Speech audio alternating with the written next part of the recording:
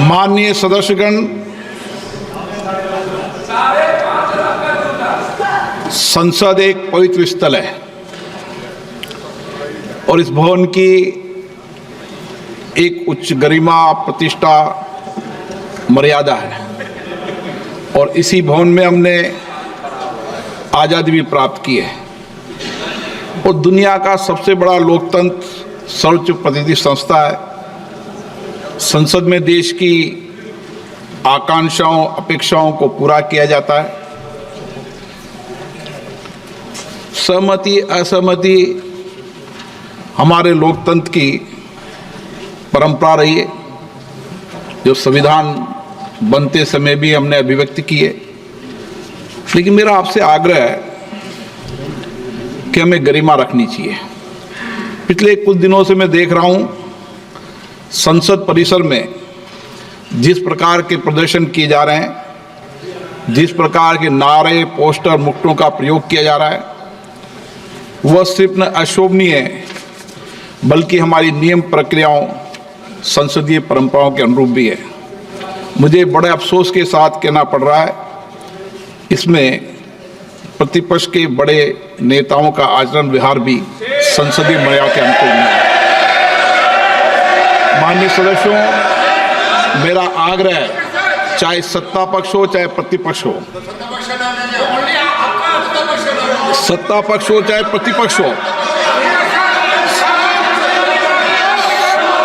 आप बैठिए, आप मेरी बात पूरी सुनिए, आप मेरी बात सुनिए। चाहे सत्ता पक्ष हो चाहे प्रतिपक्ष हो, सभी दल के लोग संसद की गरिमा, परंपरा, मर्यादा, प्रतिष्ठा को बनाए रखें।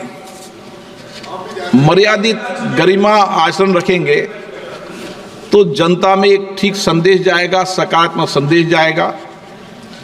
इस लोकतंत्र के मंदिर के प्रति लोगों की बहुत आस्था, विश्वास है। 75 वर्ष में हमने इसी चर्चा, संवाद, असहमति, तीखी आलोचना, ये सब इस सदन में हुए हैं, जो यहाँ की परंपराएं भी रही है। आप सकारात्मक सहयोग करें, जो कुछ भी विषय मुद्दे हैं आप आकर चर्चा करें। सत्ता पक्ष से प्रतिपक्ष के लोग आपस में बैठकर चर्चा करें, सदन को चलाने का प्रयास करें। प्रश्नकाल एक महत्वपूर्ण समय होता है। पूर्व में भी कई बार चर्चा हुई कि प्रश्नकाल में हम सदन को चलने देंगे। मुझे आशा है कि आप इस परंपराओं को, परिपाटियों को और इस सदन की पीठ को आप सकारात्मक सहयोग करेंगे और सदन गरिमा से चले, ये मेरी अपेक्षा है। प्रश्नकाल और कोई विषय है तो प्रश्नकाल के बाद आप विषय को शून्यकाल में अपने विषय को रखें, ये मेरा आपसे आग्रह है।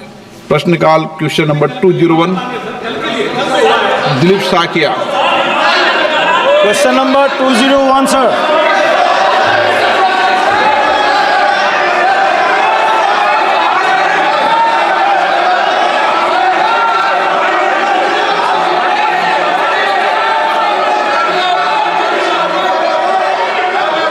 सदन नहीं चलाना चाहते,